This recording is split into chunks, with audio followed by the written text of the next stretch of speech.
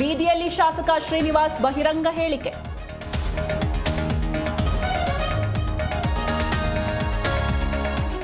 ಕಾಂಗ್ರೆಸ್ 141ನೇ ಸಂಸ್ಥಾಪನಾ ದಿನ ಸಂಘರ್ಷ ಸೇವೆ ಸಮರ್ಪಣಾ ಹೆಸರಲ್ಲಿ ಕಾರ್ಯಕ್ರಮ. ಕೆಪಿಸಿಸಿ ಕಚೇರಿಯಲ್ಲಿ ಸಿಎಂ ಡಿಸಿಎಂ ಸೇರಿ ಹಲವರು ಭಾಗಿ.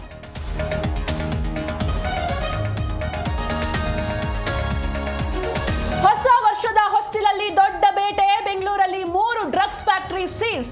56 ಕೋಟಿ ರೂಪಾಯಿ ಮೌಲ್ಯದ ಮಾದಕ ವಸ್ತು ಜಪ್ತಿ.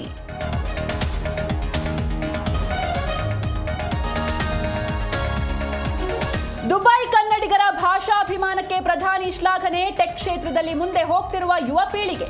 ಮನ್ ಕಿ ಬಾತ್ನಲ್ಲಿ ಕನ್ನಡದ ಬಗ್ಗೆ ಮೋದಿ ಗುಣಗಾನ.